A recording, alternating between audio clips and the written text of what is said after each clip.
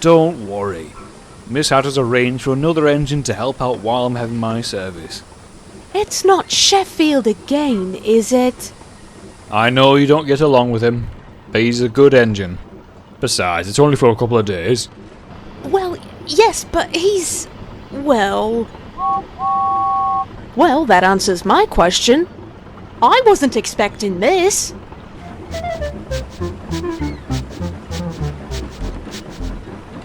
Hello, James. So you're my replacement? Yes. Sheffield's not available, apparently. Well, I'm sure Edward and Rowan would appreciate the help. I see. Anyway, I better be off. And what about you two bees? Still up to your usual tricks? Not anymore. I'll believe that when I see it. Regardless of what you believe, we've all got jobs to do. Leave your trucks here, we'll sort them out.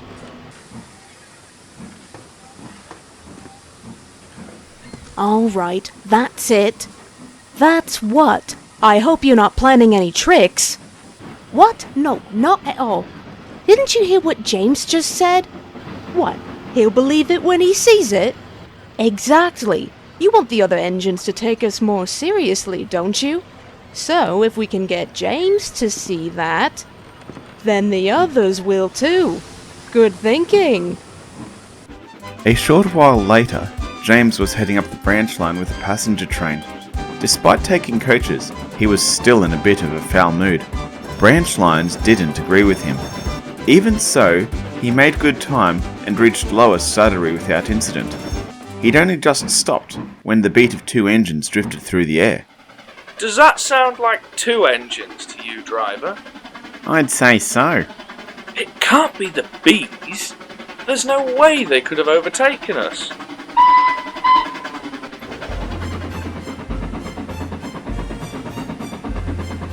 Hello. With paint like that, you must be James. Edward said you were coming to help out. Yes, that's right. Are you Rowan? Yes. Nice to meet another of the engines I've heard so much about. If you mean that TV show, some of those stories were made up. A lot of them, really. So I've heard. Don't worry about that. Are you just the one engine? It sounded like there were two of you coming down. I'm one locomotive, but two sets of cylinders. Means I'm a bit more flexible for yards, quarries, and the like. Ah, I see. Henry did say you were a unique fellow. That's one way of putting it.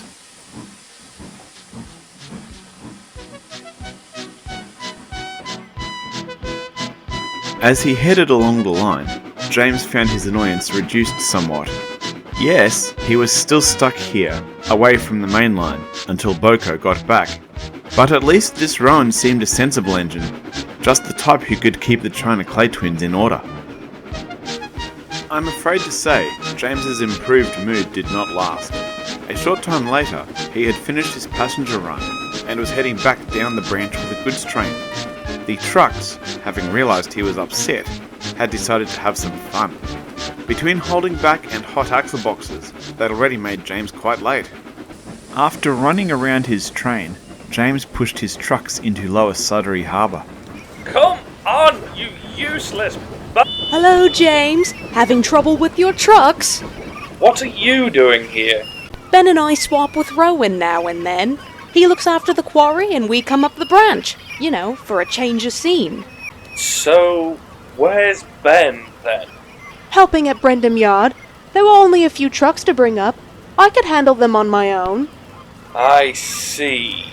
Speaking of trucks, is that fuel tanker for the Sodo Construction Co.? I think so. Then you need to shunt it to the front of that siding. Anyway, I'll see you around. With that, Bill departed. Come on, driver. We're already running late.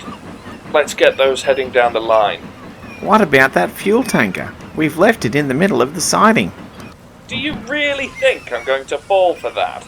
The bees weren't that fussy in the container yard. That's true, but this isn't the container yard. We're already running late. It'd be just like them to try and delay me further. One of their little jokes.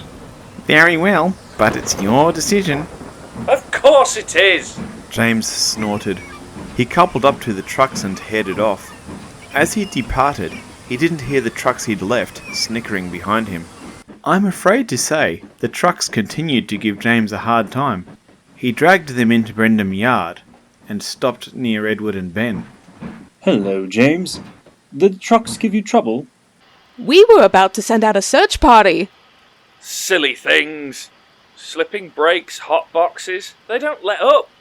And then there's you two. What did we do? I haven't seen you since Boko left. Your twin tried to feed me some boiler sludge about a fuel tanker having to go at the front of the siding.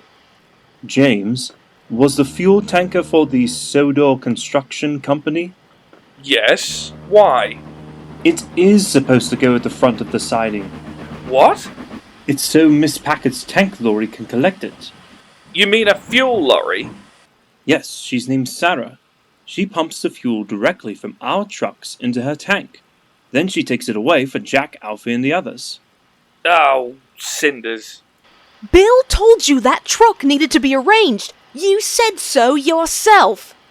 I thought it was a prank. I mean, I was already running late. That shunting would have made me even later. We told you we don't do those anymore. That's not what I heard. Rowan, didn't those two drag behind your train to slow you down? I mean, based on what I hear from Henry, well... They did, but that was just a misunderstanding. We're all good now. Then, there's the time you threatened to shunt Gordon into the sea. That was years ago. Bill was trying to help you today and you just... Thank you, Ben. James, I can understand where you are coming from. Thank you! However, I am certain that when it comes to pranks, Bill and Ben have learned a lesson. And it looks like you're about to learn yours, James. Miss Hat's just arrived. She doesn't look happy. Thank you, Ben. James, I received a complaint regarding a fuel delivery to Lower Sudbury.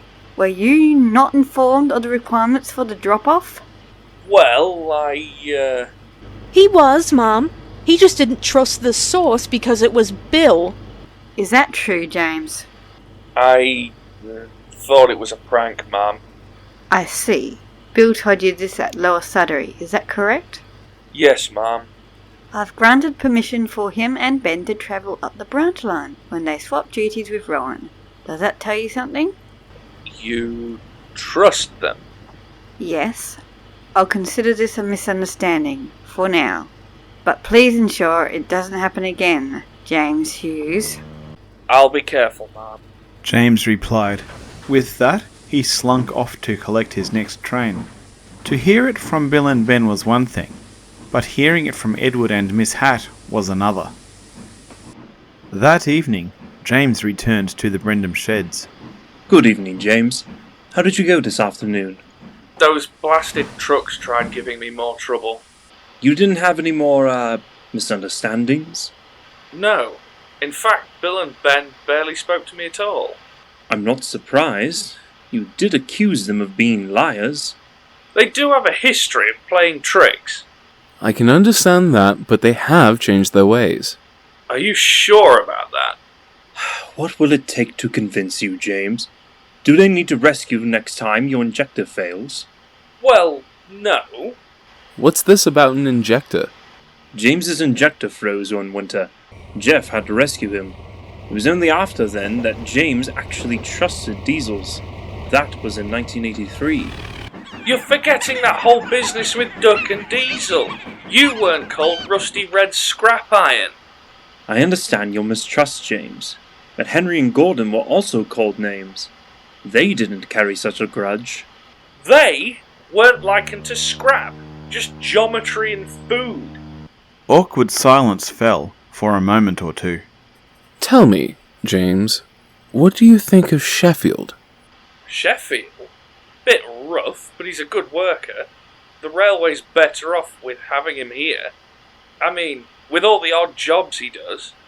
I'm glad to hear it, but he wasn't always like that.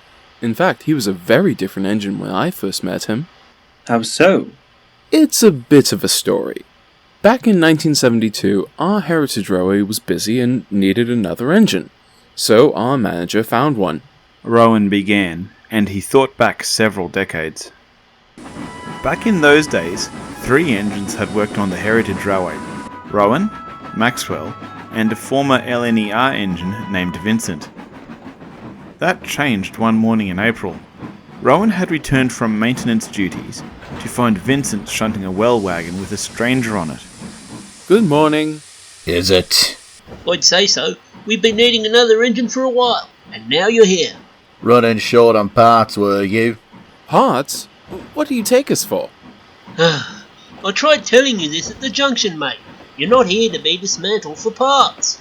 But why'd you tell me you were taking me to your workshop? To be restored. Restored? Is that like being repaired? It is indeed. They'll be repaired to full working order. That would be nice. Come on, let's get you into the workshop. Don't exactly have a choice, do I? Vincent moved off. Now that Maxwell and Rowan were out of the way, he could shunt the new engine into the works. So that's supposed to be our new engine? Cut him some slack, Max. He's probably a long way from what he called home. All the same, there's no need to be rude. And don't call me Max. It took until mid-June to restore the newcomer. Hello there. Good to see you on your wheels again. I don't think I actually got your name. 16. He asked for your name, not your number. I heard what he said. You saw me when I arrived. Did I look like an engine who'd been given that luxury? Luxury? It's a simple matter. It's all right. If 16 wants to be called that, it's his choice. That's just simple respect, Maxwell. Well, if he insists. Right, so that's settled. What's my first job? Manager said something about having you shunt, just while getting settled in. I did indeed, Rowan. Vincent's due in shortly, and he'll be taking a demonstration goods. Could you please shunt the trucks for him? Certainly, sir. Which ones? It doesn't matter, but he'll need 7 or 8. With that, the manager strode off. It doesn't matter? Come on, let's get it sorted out.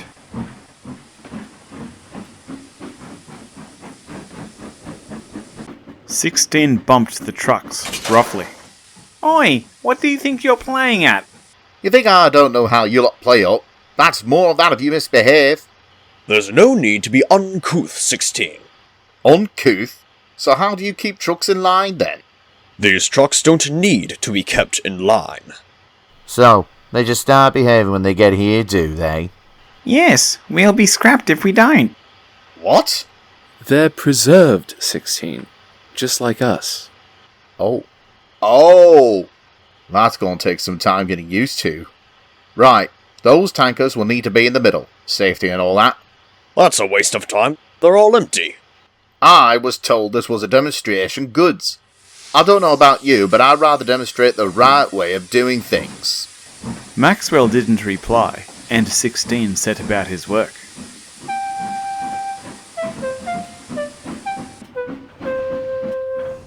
"16 had just finished shunting when Vincent arrived. The blue engine cast his eyes over the trucks. Is that my demonstration goods? It is indeed. I see you've rearranged it a bit.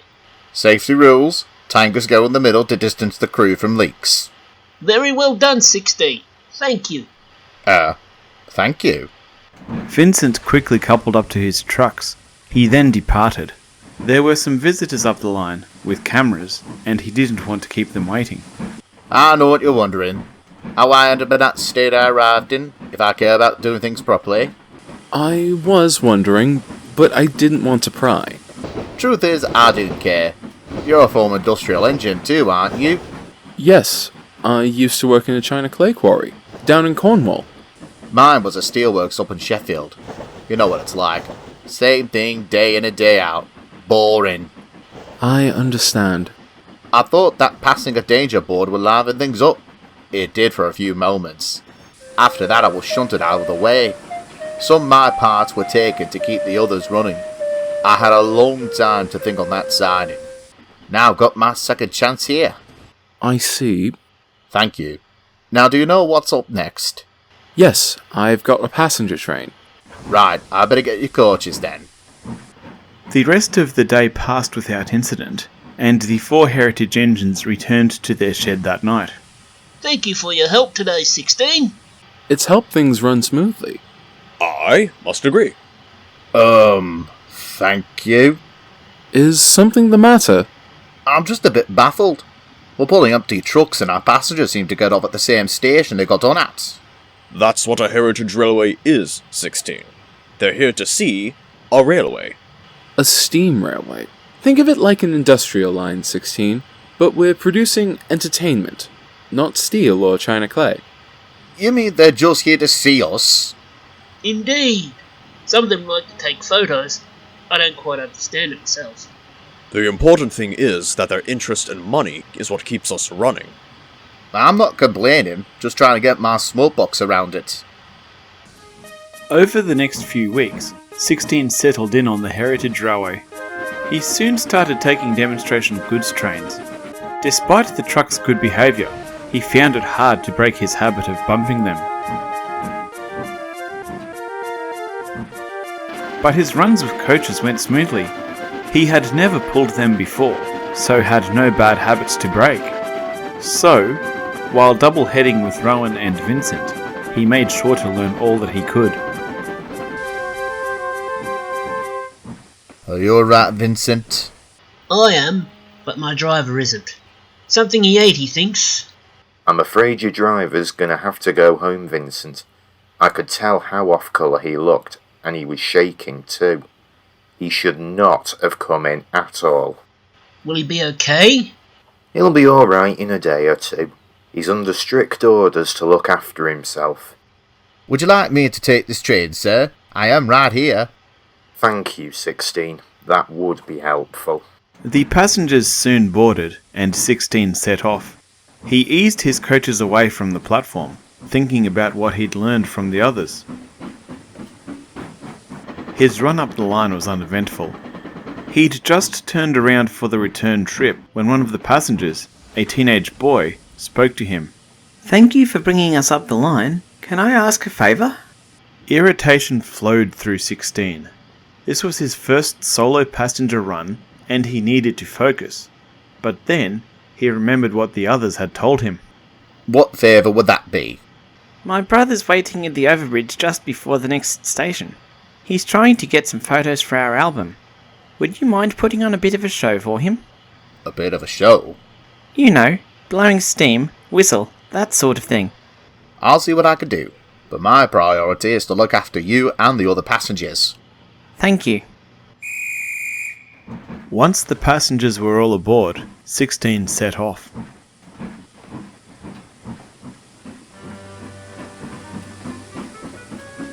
He made good time. Before long, he approached the overbridge before the next station. His coaches were rolling along smoothly. Driver, it's showtime! 16's driver adjusted his controls. Smoke billowed up from his funnel. His whistle rang out. Before long, he'd passed under the bridge. 16's driver adjusted the controls again, and the sound of the steam engine died down.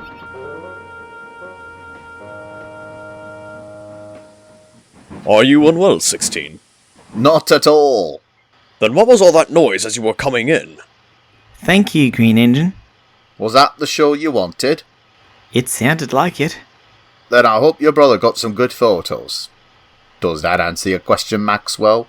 One more satisfied customer? You said it yourself. Their interest and money is what keep us running. I suppose we should keep them happy. Yes. Yes, I did say that. Good job, 16. Thank you. For the rest of the day, 16 looked after Vincent's trains. When the day had finished, 3 exhausted engines returned to the sheds. I must admit, I thought you were not yet ready to take passengers on your own. I was wrong. Well, I've been trying to learn. It seems you have. I'm proud of how you did today. Thank you, sir. Are you going to offer him a fresh coat of paint, sir? What for? I had one just a few weeks ago. As a reward for doing a good job. Oh, may I suggest an alternative? Just a small luxury I've been considering. A name. One that's not just a number. Of course. What would you like to be called? Sheffield. After where I used to work. I learned a few lessons there, good and bad. It'll be a reminder. Alright then, Sheffield it is. I'll have our workshop make up some nameplates for you. Thank you, sir. Since then, Sheffield always did the best he could. So there you have it, James. Engines can change, if they have the chance. Well, yes, but it doesn't happen overnight. I mean, Sheffield had, what, years on that siding to consider his ways?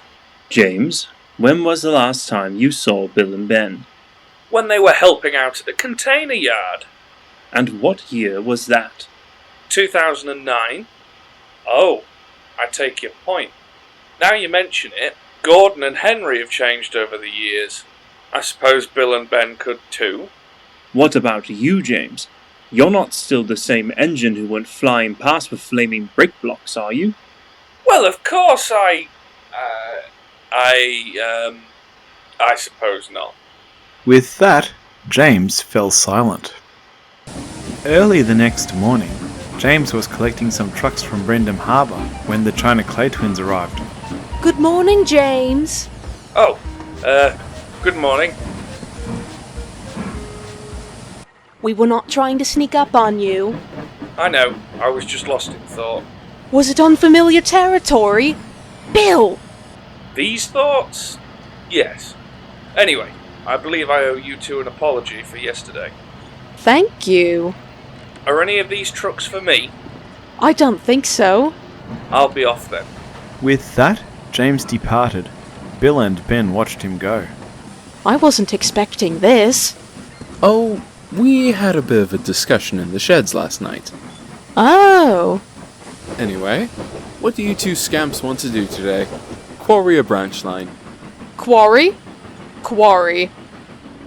The rest of the day went smoothly.